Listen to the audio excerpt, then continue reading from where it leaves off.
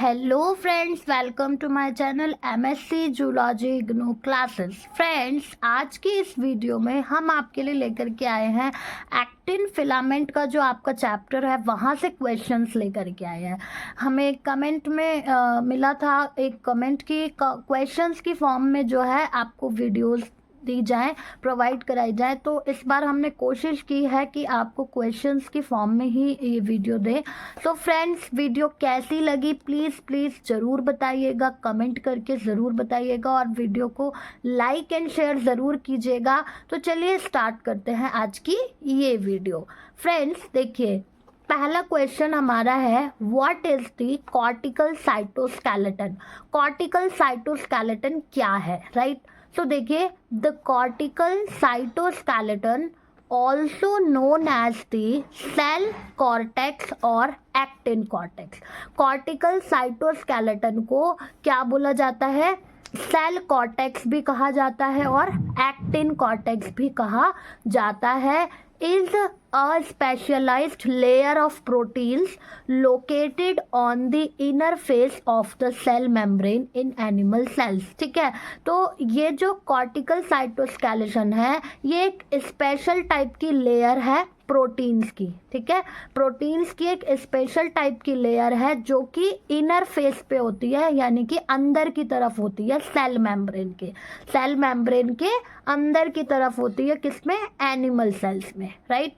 It acts like a scaffold or framework that provides structure and support to the cell। ठीक है, ये किस तरह से काम करती है? ये एक स्कैफोल्ड यानी एक फ्रेमवर्क की तरह होती है। ठीक है, जो कि क्या करती है? स्ट्रक्चर और सपोर्ट प्रोवाइड करती है सेल को।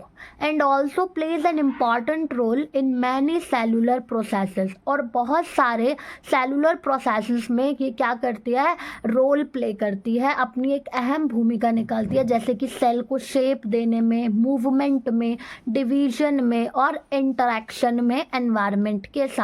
तो ये है हमारा cortical cytoskeleton, right? Cortical cytoskeleton जिसे एक्टिन कॉर्टेक्स या सेल कॉर्टेक्स कहा जाता है, जो कि प्लाज्मा मेम्ब्रेन या सेल मेम्ब्रेन की इनर फेस में होती है। ठीक है, एक लेयर होती है प्रोटीन की और ये एक फ्रेमवर्क का काम करती है और सेल को स्ट्रक्चर और सपोर्ट प्रोवाइड कराती है।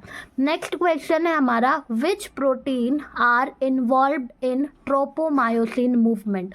ट्रोपोमायोसिन की मूवमेंट में कौन सा प्रोटीन इन्वॉल्व्ड होता है?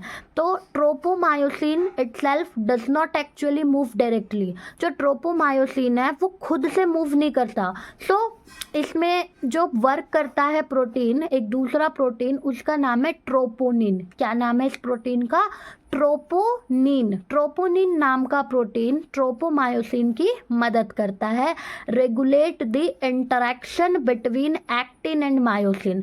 एक्टिन और मायोसिन के बीच के इंटरेक्शन को रेगुलेट करने के लिए मदद करता है। Which are the proteins responsible for muscle contraction. ठीक है, जो कि क्या है? मसल की कॉन्ट्रैक्शन के लिए एक रिस्पॉन्सिबल प्रोटीन है, राइट? ये जो एक्टिन और मायोसिन है ये ऐसे टाइप के प्रोटीन्स हैं जो कि मसल की कॉन्ट्रैक्शन में मदद करते हैं, एक रोल प्ले करते हैं। और ट्रोपोनिन इन्हीं के इंट्रैक्शन को क्या करता है? रेगुलेट करता है, कंट्रोल करता है। नेक्स्ट क्वेश्चन है आपका, डिस्कस द स्ट्रक्चर ऑफ सैक्रोमेयर। तो फ्रेंड्स, ये जो सैक्रोमेयर है इसका जो कंप्लीट डिटेल है वो हम एक अलग वीडियो में पढ़ेंगे, बिकॉज ये बहुत ही लॉन्ग क्वेश्चंस में चला जाएगा। सो इसे हम इसको एक सेपरेट वीडियो में आपको बताएंगे। तो देखते हैं next question, What is the role of actin and myosin in muscle contraction? Muscle contraction में एक्टिन और मायोसिन का क्या रोल है? ठीक है, तो देखो, muscle contraction is caused by N interaction between actin and myosin filament. जो मसल कॉन्ट्रैक्शन होती है वो किसकी वजह से होती है? जब इंट्रैक्शन होता है किस किस में, एक्टिन और मायोसिन फिलामेंट के बीच में जब इंट्रैक्शन होता है, ठीक है। तो which causes them to move, उसी कॉन्ट्रैक्शन की वजह से, जो उनके बीच में जो इंट्रैक्शन है उसी इंट्रैक्शन की वजह से उसमें क्या होता है? मूवमेंट आती है रिलेटिव टू वन अनदर, यानी दोनों में क्या आती है? एक्टिन और मायोसिन में मूवमेंट आती है। The binding of myosin to actin filament, जब मायोसिन एक्टिन फिलामेंट से बाइंड हो जाता है, provides the molecular foundation for this interaction, ठीक है। तो जब मायोसिन और एक्टिन फिलामेंट बाइंड हो जाते हैं तो वहाँ पर एक मॉलिक्यूलर फाउंडेशन बन जाता है, राइट। और उससे क्या होगा? Myosin to operate as a motor, myosin क्या करेगा? एक मोटर की तरह काम करेगा, दैट प्रमोट्स फिलामेंट स्लाइडिंग, जिससे कि वो फिलामेंट को क्या करवा पाएगा? स्लाइडिंग करवा पाएगा, राइट। तो मतलब कि जब मायोसिन और एक्टिन फिलामेंट बाउंड हो जाते हैं, बाइंड कर जाते हैं, उनके बीच में एक इंट्रैक्शन आ जाती है जिससे कि मायोसिन क्या करता है? मोटर की तरह ऑपरेट होने लगता है और उससे फिलामेंट की स्लाइडिंग जो होती है वो आगे हो पाती है। तो होप आपको पता चला होगा कि एक्टिन और मायोसिन का क्या रोल है मसल कॉन्ट्रैक्शन में। नेक्स्ट क्वेश्चन में हमें डिफाइन करना है I band, A band, H zone और एम लाइन। ये एक तरीके से सैक्रोमेयर जो है ना, सैक्रोमेयर का ही ये पार्ट है। तो यहाँ से आपको थोड़ी बहुत इंफॉर्मेशन जो है सैक्रोमेयर के बारे में मिल जाएगी। तो फ्रेंड्स देखो, आई बैंड, आई बैंड क्या है? The isotropic light band at the ends of sarcomere, sarcomere के एंड पर जो लाइट बैंड्स होते हैं, ठीक है, आइसोट्रोपिक लाइट बैंड्स होते हैं, वही आई बैंड कहलाते हैं। It contains only thin filaments of actin, इनके पास केवल क्या होते हैं? थिन फिलामेंट्स होते हैं एक्टिन के, पतले पतले फिलामेंट्स होते हैं, ठीक है। और ये कैसा है नेचर इसका जो है? Isotropic to polarised light, polarised light के लिए ये क्या है? आइसोट्रोपिक है। तो ये था आपका आई बैंड। नेक्स्ट इसकी जो डेफिनेशन है ए बैंड की, the dark band in the middle of the sarcomere, right. जो आपका जो डार्क बैंड होगा कहाँ पर? मिडल में, बीचों बीच वाले हिस्से में। सैक्रोमेयर का जो स्ट्रक्चर है उसके बिल्कुल बीचों बीच वाले हिस्से में डार्क बैंड्स होते हैं, उन्हें हम क्या कहते हैं? ए बैंड कहते हैं। It contains the entire length of a thick filament of myosin, इनके पास क्या होती है? थिक फिलामेंट की लेंथ होती है, किसकी? मायोसिन की, यानी यहाँ पर जो मायोसिन है वो थिक होता है। It overlaps with actin filament, ये जो है ये क्या करेगा? ओवरलैप कर जाएगा किससे? एक्टिन फिलामेंट से, राइट। एक्टिन फिलामेंट और यहाँ पर मायोसिन ओवरलैप हो जाएंगे और यहाँ पर एनाइसोट्रोपिक कंडीशन होगी पोलराइज्ड लाइट के लिए। आई बैंड में कैसी कंडीशन थी? आइसोट्रोपिक थी पोलराइज्ड लाइट के लिए, और यहाँ पर कैसी है? एनाइसोट्रोपिक है, राइट। नेक्स्ट आपका है एच जोन। एच जोन क्या है? The lighter central region of the A band, A band का जो सबसे लाइटर हल्का रीजन जो होता है ना, सेंट्रल बीचों बीच का रीजन, वो आपका एच जोन होता है। It contains only thick filaments of myosin, यहाँ पे खाली क्या होंगे? थिक फिलामेंट्स होंगे, किसके? मायोसिन के, ठीक है। It has no overlap with actin filaments, यहाँ पर कोई ओवरलैप नहीं होगा एक्टिन फिलामेंट्स का।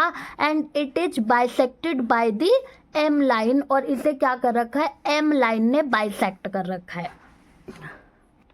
तो ये एम लाइन ने इसको क्या किया हुआ है? एच जोन को बाइसेक्ट किया हुआ है। अब ये एम लाइन क्या है? The line at the centre of the A band, A band के सेंटर पर जो लाइन होती है वही एम लाइन होती है। इट कंटेन्स द प्रोटीन मायोमेसिन, इस एम लाइन में कौन सा प्रोटीन है? मायोमेसिन नाम का प्रोटीन है। It keeps the sarcomere in the correct position, ये क्या करता है? सैक्रोमेयर को एक करेक्ट पोजीशन में रखता है। व्हेन इट लेंथन्स एंड शॉर्टन, जब ये लंबे या छोटे हो रहे होते हैं तो इनकी जो पोजीशन है उसको ये एम लाइन बना करके रखता है। तो आगे देखेंगे next question, define rigor mortis. Rigor mortis क्या होती है ये डिफाइन करना है हमें। तो देखिए, rigor mortis is a condition, ये एक कंडीशन है that occurs after death and causes the muscles to become stiff due to biochemical changes in their myofibrils. मतलब राइगर मोर्टिस एक ऐसी कंडीशन है जो कि डेथ के बाद आती है, ठीक है। डेथ के बाद ये कंडीशन आती है। इसमें क्या होता है, जो मसल्स हैं वो बहुत ज़्यादा स्टिफ हो जाती है। स्टिफ यानी कि कड़क हो जाती हैं, हार्ड हो जाती हैं, due to biochemical changes in their myofibrils. उनके जो मायोफाइब्रिल्स हैं उनमें जो बायोकेमिकल चेंजेस आते हैं उसकी वजह से मसल्स क्या हो जाती हैं, एकदम स्टिफ यानी कि कड़क हो जाती हैं, ठीक है।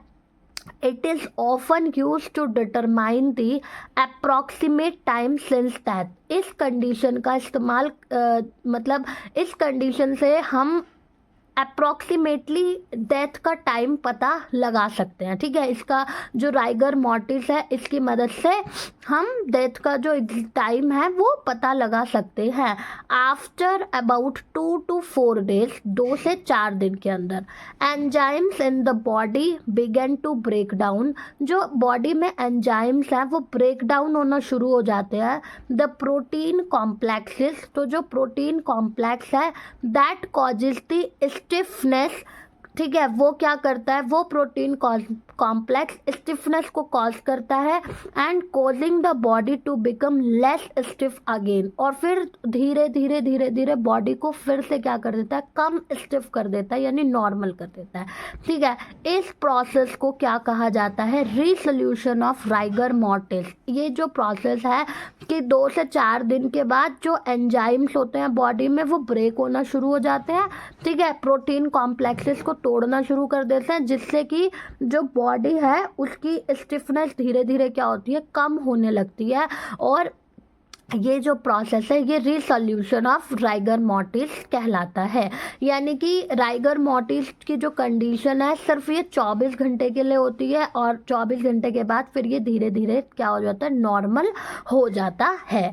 नेक्स्ट क्वेश्चन आपका है, what filaments move to shorten muscle according to sliding filament theory of muscle contraction. यानी क्या फिलामेंट्स हैं जो कि मसल्स को शॉर्ट करने में मदद करते हैं जब हम स्लाइडिंग फिलामेंट थ्योरी के बारे में पढ़ते हैं। यानी जब हम स्लाइडिंग फिलामेंट थ्योरी पढ़ेंगे मसल कॉन्ट्रैक्शन की, तो क्या फिलामेंट्स हैं जो कि मसल की शॉर्टन्स में मदद करते हैं। तो according to sliding filament theory, ठीक है, sliding filament theory muscle contraction is brought about by sarcomere. Muscle contraction किसकी वजह से होती है, सार्कोमेयर की वजह से होती है, सार्कोमेयर की कॉन्ट्रैक्शन की वजह से होती है।